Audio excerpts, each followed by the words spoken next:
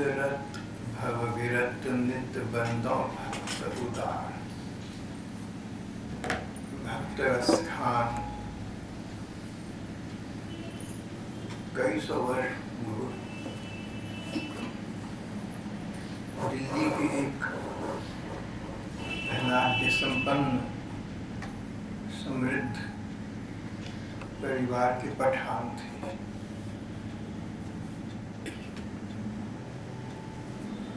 रस खान अपने समय की किसी नायिका, किसी सुंदरी कन्या महिला में आसक्त हो गए। उसके प्रति इनके मन का आसक्ति का भाव दिनों दिन बढ़ता रहा। उसके पीछे पागल हो गए, यहाँ तक कि वो महिला, वो कन्या इनके प्रेम प्रणय के प्रसंगों से मानो तंग आ गई। इतना अधिक पागलपन, एक खुमार, एक उन्माद। वो इनके प्रेम प्रणय की प्रशंसा सराहना करती थी, पर सीमा को पार कर जाना, संसार में सब कुछ यही रह जाना और सब कुछ भूल जाना, पागलपन उसे ठीक नहीं लगता था। एक दिन उसने कह दिया, उसने कहा कि तुम जिस तरह मुझे चाहती हो, पागल बनकर चाहती हो, उस तरह यदि तुम श्री कृष्ण को चाहती, तुम्हारा बीड़ा पार हो जाता, तुम संसार सागर से पार हो जाते। रस खान के स्वाभिमान को ठेस पहुंची। उस कन्या की बात इन्हें लग गई। दोनों बातें थी, स्वाभिमान भी आहत हुआ, ऐसा भी लगा कि संसार में प्रेम तक का भी महत्व तो इतना नहीं कि दूसरा इसके हाथों बिक सके। इतनी लगन के साथ, पूरे तन मन धन के साथ में इसमें लगा रहा, इसके पीछे पागल हो गया। पर मेरे वाला पागलपन, मेरे वाला उन्माद इसमें तो नहीं है। यहाँ तक कि इसे मेरा उन्माद भी अमर्यादित लगा, सीमा से परे का लगा, इसे ठीक नहीं लगा। कहाँ है संसार में सच्चा प्रेम? कौन है ऐसा प्रेमी जो प्रेम करने वाले की भावना को पूरा सराह सके? इस प्रकार की मनोस्थिति से रस खान गुजर रहे थे जब उन्होंने फारसी भाषा में भागवत का अनुवाद पढ़ा। भागवत का फारसी अनुवाद अचानक उनकी दृष्टि में आया, उनकी निगाह में आया। पढ़ा तो उन्हें सबसे अधिक बात जो जच गई वो गोपी प्रेम की थी। लौकिक प्रेम से, सांसारिक प्रेम से उन्हें कुछ उपरति हुई थी, कुछ उपरांता हुई थी, और मानो भारी क्षतिपूर्ति गोपी भाव के सिद्धांत से हो रही है।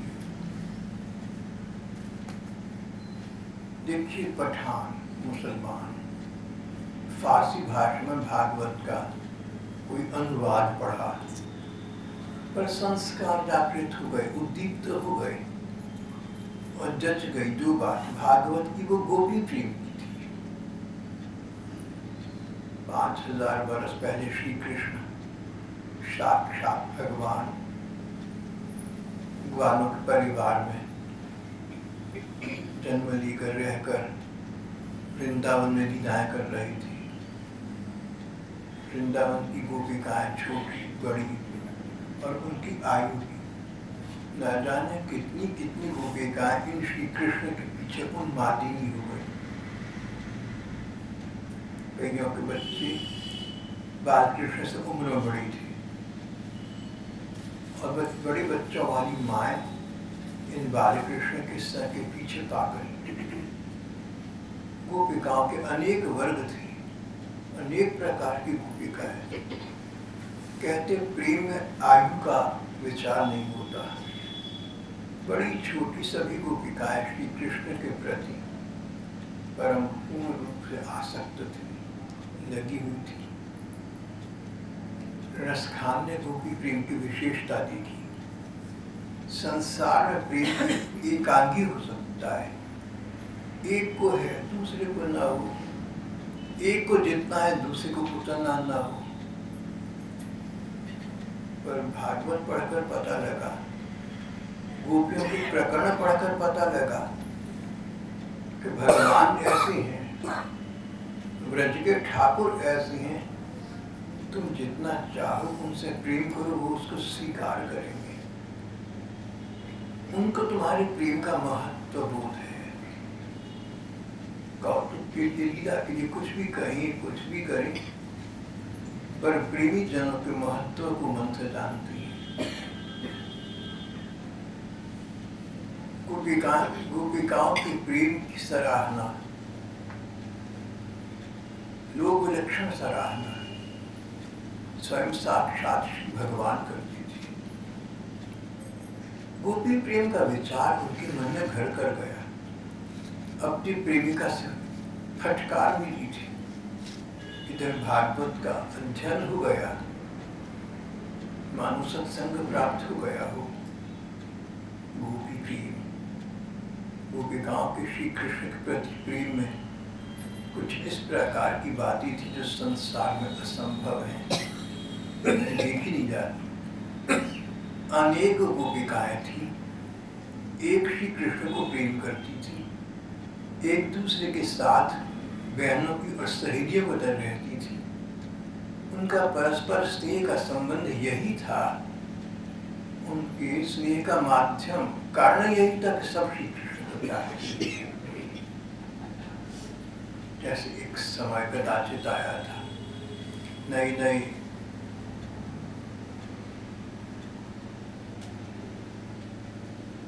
टेलीविजन सेट्स आई, उन दिनों चर्चा चली थी कि अब टेलीविजन की कृपा से घर के लोग संध्या काल में बाहर भागी रहती, सब एक स्थान पर एकत्रित हो जाते हैं, सबने वही कार्यक्रम देखना है। परिवार में एकता आ गई, सब इकट्ठे मिलकर बैठने लगे। जिस प्रकार पूर्व काल के भारत में या कहीं कहीं आज भी शाम रात के समय घर के लोग मिलकर कीर्तन करते हैं, आरती करते हैं, ऐसे जब टीवी का युग आरंभ हुआ तो लोग टीवी के सामने घर वाले बैठ जाते। कई गृहिणियां कहती थी, कई माताएं कहते, तो शुक्र है इस बहाने पतिदेव और बच्चे सब इकट्ठे मिलकर बैठते तो हैं। सबका रुचि का केंद्र टेलीविजन था, सब इकट्ठे हो गए। हल्का उदाहरण है पर जच रहा है कि सब गोपिकाओं के आकर्षण का केंद्र श्री भगवान थे, इसलिए सब एक हो गए, रुचि सामने हो गया। संसार में तो ऐसा नहीं होता, दो बहनें हों, दो सखी हों और एक ही व्यक्ति से प्यार का नाता रखती हो तो एक को दूसरी खटकने लगेगी। कहीं कहीं ऐसा तो आता है फिल्मों में या साहित्य में कि दो बहनें या दो सखियां एक ही व्यक्ति को चाहती थी, तो एक ने महाकुर्बानी कर दी, उत्सर्ग बलिदान किया अपने प्रेम का, दूसरी के लिए अपने को बलिदान कर दिया। पर ऐसा तो नहीं देखा जाता कि अनेक कन्याएं एक व्यक्ति को प्रेम करती हैं, उससे प्रेम चाहती हैं और सबकी सब कहें कि ठीक बात यही है, यही व्यक्ति इस योग्य है। न ईर्षा, न स्पर्धा, न द्वंद्वता का विचार। गोपिकाएं इस प्रकार की थी। अनेक अनेक गोपिकाएं एकमात्र एक श्री कृष्ण को चाहती थी और सब एक को चाहती थी, इसलिए ईर्षा द्वेष होना तो दूर रहा। ये तो उनके संबंध का एक पक्की नींव बन गई, एक परिपक्व आधार बन गया था। गोपी प्रेम की विशेषता, श्री कृष्ण गोपी प्रेम प्रसंग पढ़ने पर प्राप्त होती है। गोपिकाएं चाहती थी कि हमारी बात क्या है, अन्य कन्याएं भी भला इन श्री कृष्ण के होते किसी अन्य पुरुष का वर्णन कैसे कर पाती हैं? अरे श्री कृष्ण ना, इनका वर्णन करो, ऐसा विचार था। संसार में ऐसा उदाहरण कहीं जगह नहीं मिलता। कोई कन्या सोचे कि जिस व्यक्ति से मेरा प्रेम विवाह होने वाला है, काश के 2-3 और भी लड़की ऐसी तो उसी से प्रेम विवाह करती। संसार में ये विचार भी असंभव है। जो होगा तो प्रतिकूल होगा। अगर एक व्यक्ति को लेकर दो के बीच ईर्ष्या द्वेष ना हो तो ना जाने कितनी फिल्में बनने से रुक जाए, बीच में रह जाए या फ्लॉप कर जाए। संसार ऐसा है, समाज ऐसा है।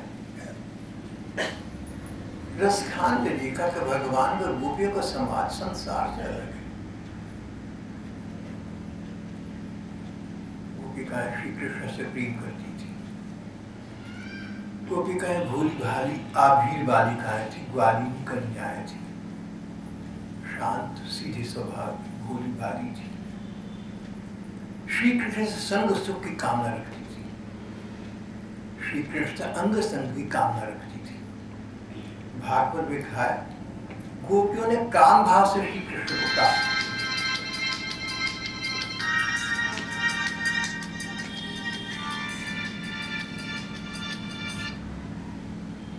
काम्य गोपिका, एकादश स्कंध में श्रीमद् भागवत में लिखा है, गोपिकाओं ने काम भाव से श्री कृष्ण को प्राप्त कर लिया। अब तो पता नहीं कैसा है, पर कुछ समय पहले तक काम शब्द बड़ा पाप समझा जाता था बोलना, और अच्छा तो शायद अभी समझाना चाहता। लेकिन भागवत कहती है कि गोपिकाओं ने काम के संबंध से श्री कृष्ण को प्राप्त कर दिया। श्री कृष्ण से हम कोई संबंध वाला हो, काम, क्रोध, मद, लोभ, मोह, जो मानव जीवन के विकार हैं, विकृतियां हैं, उनमें से किसी का संबंध श्री कृष्ण से बना लो तो क्या होगा? जो बात पहले कही ना, वस्तु तत्व शक्ति। किसी वस्तु की वस्तु शक्ति ऐसी है, पानी में हाथ डालो तो गीला होगा। इस प्रकार श्री कृष्ण से प्रेम करो, उन्हें पुरुष समझकर करो, पर पुरुष समझकर करो, जार भाव से करो, तो क्या हो गया? करा तो परमात्मा से। कृष्ण तो परमात्मा है, प्राप्ति तो परमात्मा की हो। ये भागवत में लिखा है। गोपिकाएं श्री कृष्ण का अंग संग चाहती थी, संग सुख चाहती थी। कोई भी प्रेमी का अपने प्रियतम का संग सुख चाहती थी। क्यों ना चाहिए, तो मानवीय सहज वृत्ति है। गोपिकाओं की विशेषता ये हो गई कि उन्होंने अंग संग चाहा, संग सुख चाहा, तो पर पुरुष से नहीं, परम पुरुष परमात्मा से चाहा। बड़ बड़ो गोपाल जी मारो चुड़ालू अमर हो जाए, मीरा जी ने कहा। हमारी मीरा जी ने 400 वर्ष पहले, गोपिकाएं 4-5 हजार वर्ष पुरानी बात है। राजकुमारी मीरा 400 वर्ष पहले, बड़ बड़ ये गोपाल जी मारो चुड़ालू अमर हो जाए। माँ, मैं किसी साधारण सांसारिक व्यक्ति से विवाह करके क्या करूंगी? विवाह करूंगी तो श्री कृष्ण से, जिनसे प्रणय करके, जिनसे संबंध करके मारो चुड़ालू अमर हो जाए, हमारा सौभाग्य अमर हो जाएगा। शरीर की मृत्यु हो जाएगी, सौभाग्य बना रहेगा। श्री कृष्ण की परम प्रेमी है, परम प्रियतम है, परम पत्नी है। माई भानी सपने बरू गोपाल।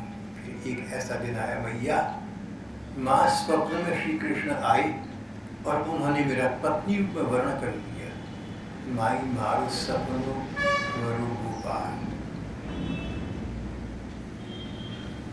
गोपिकाओं ने श्री कृष्ण का वर्णन कर दिया और जगन माता दुर्गा जी से, पार्वती जी से प्रार्थना करती थी, पतिमी कुरुते नमः श्री कृष्ण नंद गोसुतम देवी। माँ, हम इस योग्य नहीं हैं कि श्री कृष्ण को चाहे और प्राप्त कर लें, पर तुम अघटन घटना पट्टी जैसी हो, सर्वशक्ति स्वरूपा हो। माँ तो बच्ची का भला चाहती है। माँ हमारी योग्यता पात्रता का विचार न करके तुम हमें श्री कृष्ण की प्राप्ति पति रूप में करा दो।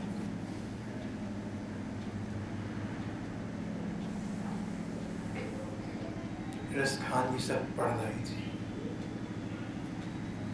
गोपिकाओं की विशेषता यहाँ आई कि जहाँ उन्होंने श्री कृष्ण सत्संग सुख चाहा, वहाँ एक दूसरी बात उन्होंने बहुत बड़ी कर दी। उन्होंने कहा लेकिन अगर श्री कृष्ण को हमारे संग में सुख नहीं है तो जहाँ सुख मिले वहाँ सुख पाए, उनको वहाँ सुख ही देकर हमें अधिक सुख होगा।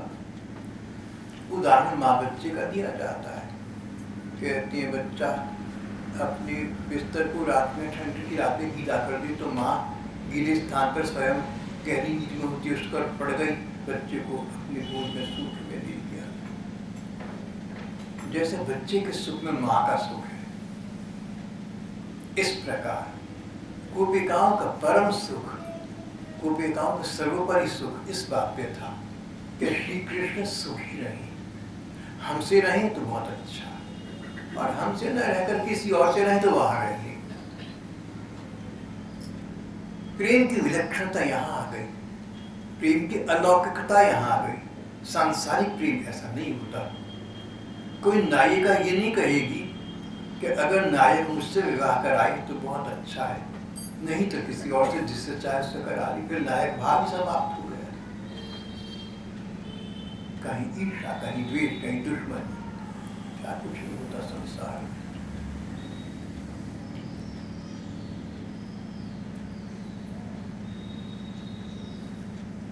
रसखान को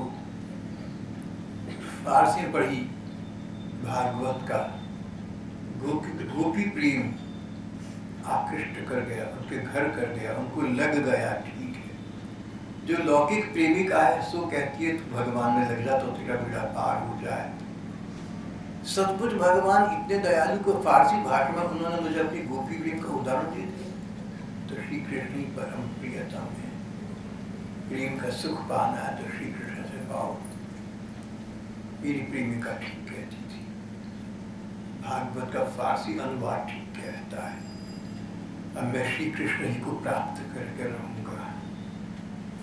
रसखान नाम का एक पठान बालक घर से निकला, दिल्ली से निकला और सीधा वृंदावन पहुंचा।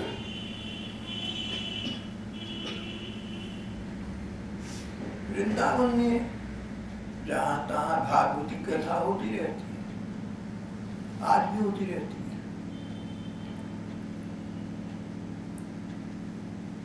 भागवत की कथा का विचार जो शुरू से रहा वो एक ही है, श्रोताओं का आध्यात्मिक लाभ हो और उन्हें मानसिक शांति प्राप्त हो।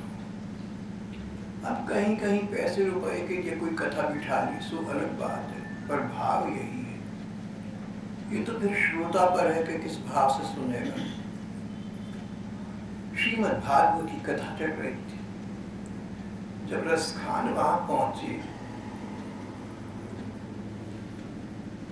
देखा व्यास गद्दी के पास उनके मन चाहे परम मनोहर भगवान श्याम सुंदर का चित्र रखा हुआ है। सुंदर श्याम सुंदर का सुंदर चित्र, उनके नयनों में श्याम सुंदर का ये रूप माधुर्य, ये सुंदरता समा गई।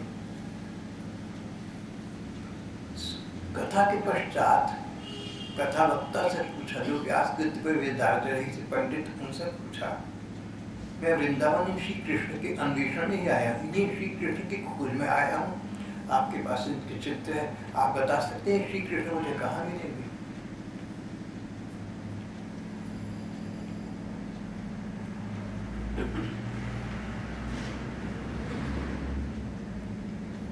पता लगा कि वृंदावन के कोने कोने में, अणु अणु में, यमुना जी के नीर तीर पर, कुंज निकुंजों में, वन उपवनों में, जहाँ भाव तुम्हारा परिपक्व हो वहाँ श्री कृष्ण मिल जाएंगे।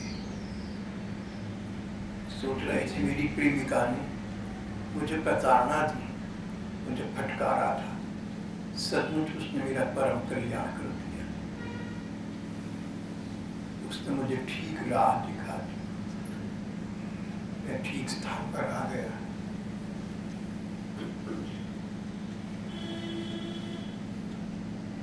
मन में अनेक विचारों का बवंडर उठा, तूफान उठ रहा था। मन को बार बार धिक्कारा। इस मूर्ख मन ने सांसारिक बंधन में मानो मुक्ति का सुख प्रतीत किया था। पगला मैं बावरा एक साधारण सी प्रेमिका के प्रेम के सुख में इतना खो गया, मानो कि मुझे मुक्ति का, मानो कि मुझे ब्रह्म निर्वाण का सुख मिल गया, मानो परमात्मा में लीन हो गया हूँ, मानो ब्रह्मानंद प्राप्त हो गया। एक कन्या के स्पर्श के सुख पे मैंने ब्रह्मानंद को निछावर कर दिया था। मुझे पता ही नहीं था कि आनंद किसे कहते हैं, और उस कन्या ने मुझे मार्ग बताया। अब मैं इन श्री कृष्ण के पथ का अनुगामी हो गया। अब मुझे ठीक मार्ग का पता चल गया। अब मैं सत्पथ पर आ गया। उनका मन भगवान में रम गया।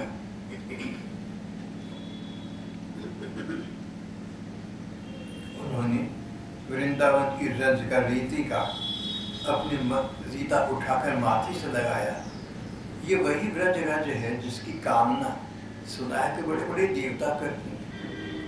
ये वही रज रज है जिस पर कुछ समय पहले श्री कृष्ण नंगे पांव चलते थे। उनके पांव के तलवों को इस रज का स्पर्श प्राप्त है।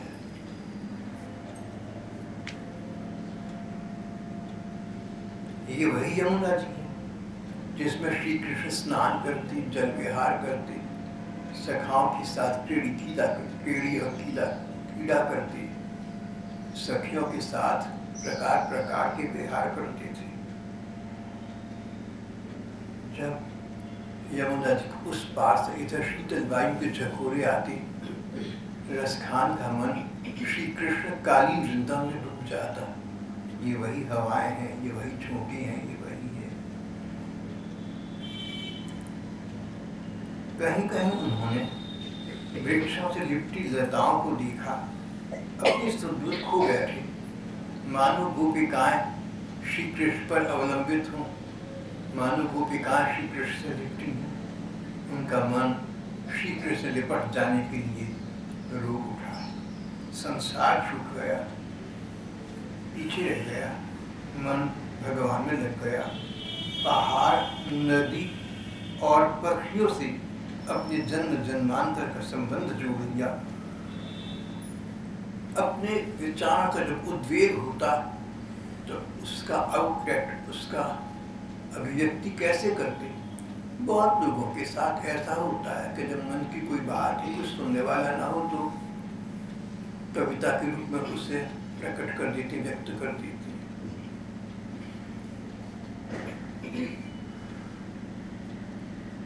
और प्रेम में उन्मत्त व्यक्ति तो प्रायः कवि बन जाया करता है। रसखान कवि बन गए थे। ब्रज भाषा पर उन्होंने स्वामित्व प्राप्त कर लिया। फारसी पीछे रह गई, उर्दू छूट गई, हिंदी संस्कृत उनकी रुचि का प्रधान विषय बन गए। या लकुटी अरुकामरिया पर राज तिरुपुर को तजिडारों, आठों सिद्धि नवों निधि को, सुख नंद की गाय चराए विसारों। श्री कृष्ण के उपकरणों पर, उनकी लकुटिया पर, गाय चराने के डंडे पर, उनकी तिरछी कमर पर राज्य का सुख समाप्त हो जाता है, उसको विसर्जित कर दें। 8 सिद्धियाँ मानी गई, 9 निधियाँ मानी गई। ये सब के सब बलिदान करके भी अगर सुख मिल जाए कि श्री कृष्ण गाय चरा रहे हूँ और मैं उनके दर्शन कर रहा हूँ। नंद की गाय चराए विसारों, रस खान सदा इन नयननि के ब्रज के वन बाग तड़ाग निहारों। आंखों के साथ तत्व इस बात में है कि श्री कृष्ण ने मुझे वृंदावन, बिहारी ने मुझे वृंदावन बुला लिया। अब मैं ब्रज के वन, उपवन, बाग बगीचे, यहाँ के पशु पक्षी, इनका निरीक्षण करूँ। इन सब ने श्री कृष्ण के सुवास का आनंद प्राप्त किया है। कोटिन हूँ कल धौत के काम करी कुंजन परवारों, रस खान सदा इन नयन सो ब्रज की बन बाग चढ़ा प्रेम सुधा का पान करते हुए ब्रज की शोभा दिख रही थी। अब उनके पाँव में बीड़ी थी तो संसार से विरक्ति, हाथों में हथकड़ी थी तो श्री कृष्ण के अनुरक्ति। रसखान के दर्शन से व्रज धन्य उठा।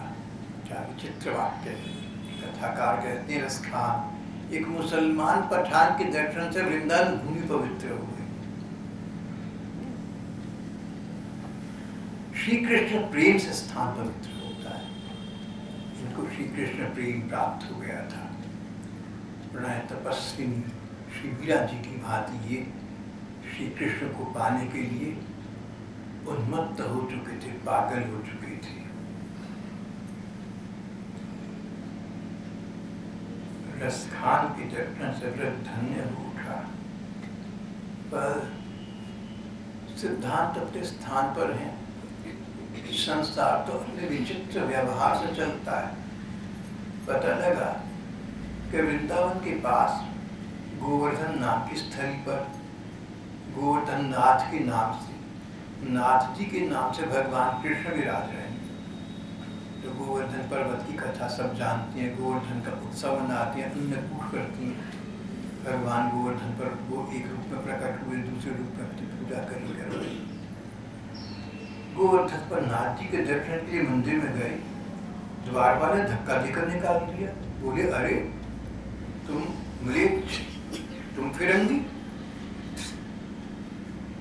तुम्हारी इतनी हिम्मत, तुम्हारा इतना साहस हो गया। अरे दुस्साहस की कोई सीमा होती है। मंदिरों में तुम वृंदावन में हिंदुओं की भूमि में आए, अपने मंदिर में आए, और वो भी श्री नाथ जी का मंदिर। द्वारपाल ने धक्का देकर निकाल दिया।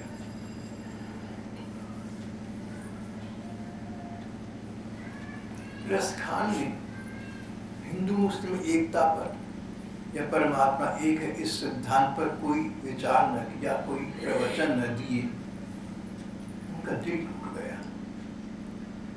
श्री नाथ जी की आज्ञा के बिना अगर भगवान ना चाहे तो मुझे कौन रोक सकता है। इसका मतलब मेरे में कोई कमी है जिससे भगवान ने एक पंडित को मुझे निकालने की अनुमति दिए रखी। भगवत इच्छा के बिना तो पत्ता नहीं हिलता, तो पुजारी की जुबान कैसे हिली। मैं अयोग्य हूँ, मैं अपात्र हूँ, मैंने कौन सी साधना की है। श्री कृष्ण ठीक ही है। मैं गोपी प्रेम को सोचकर चल पड़ा, पर ये न सोचा कि गोपी प्रेम के एक कण की छाया का मुझे स्पर्श प्राप्त। कहाँ गोपी खाई, कहाँ में।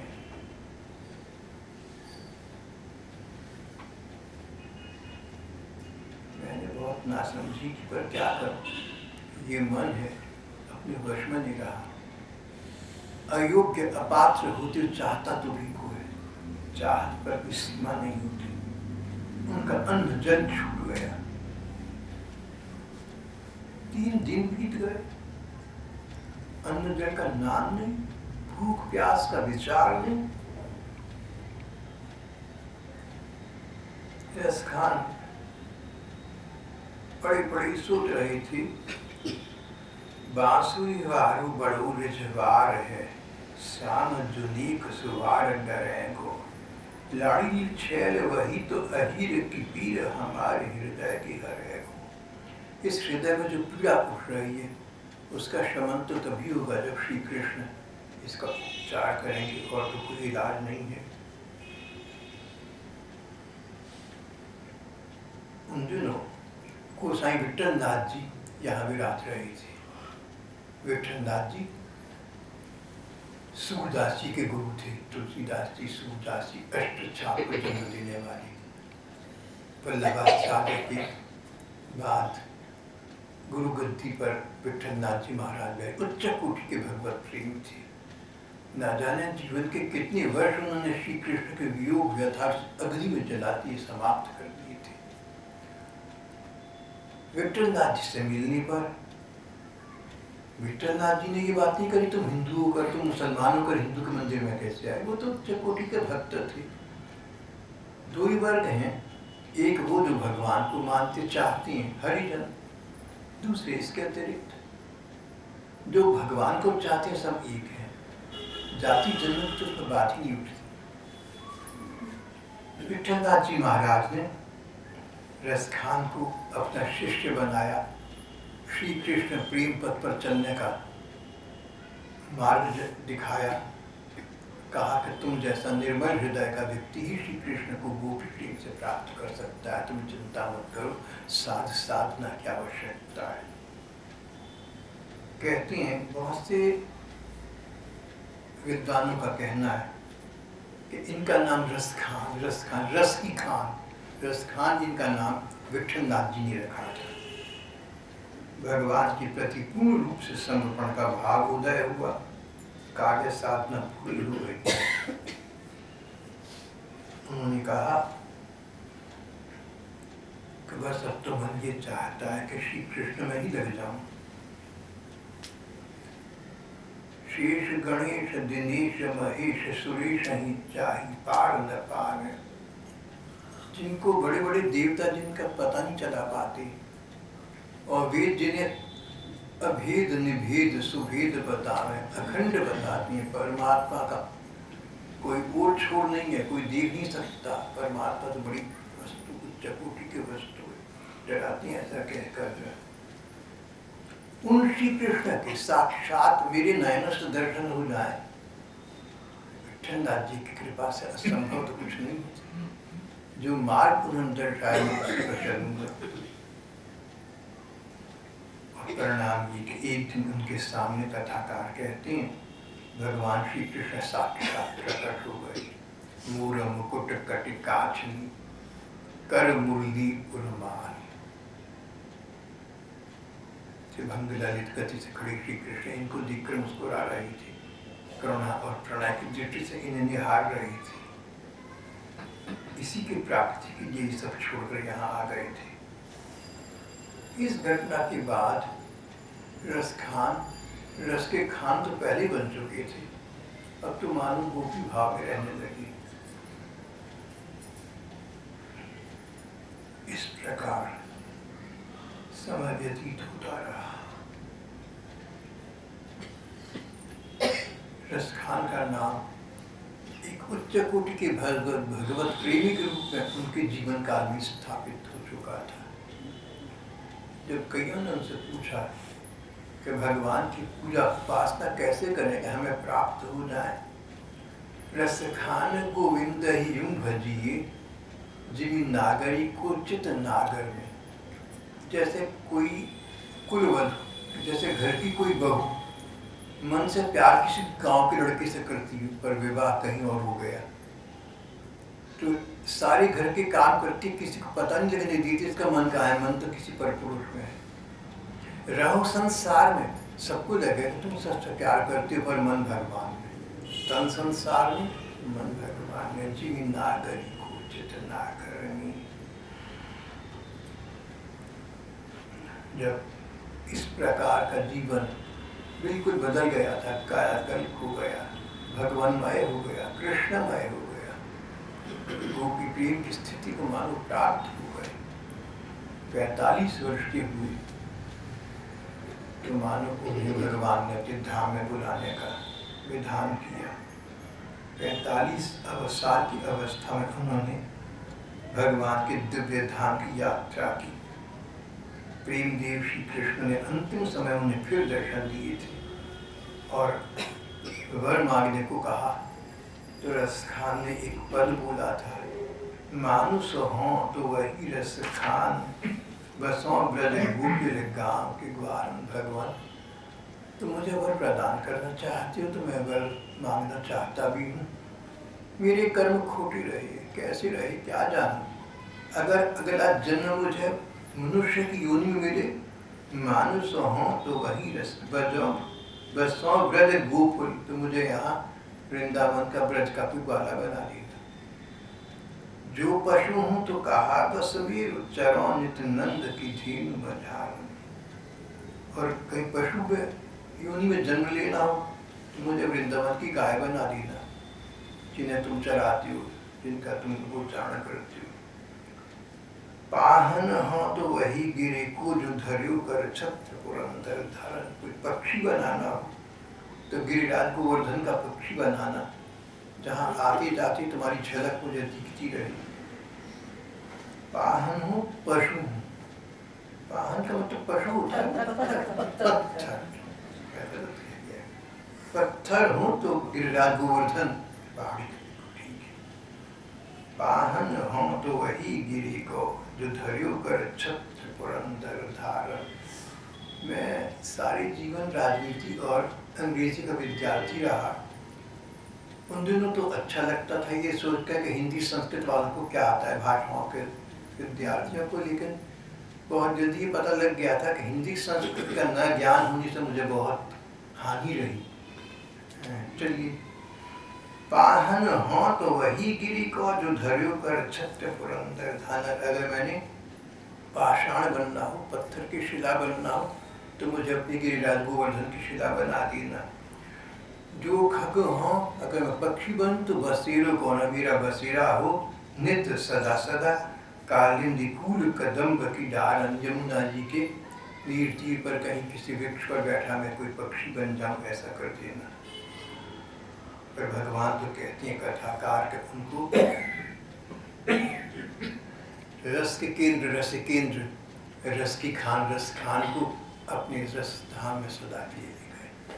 आज का प्रसंग हमारा यहाँ समाप्त हो जाता है।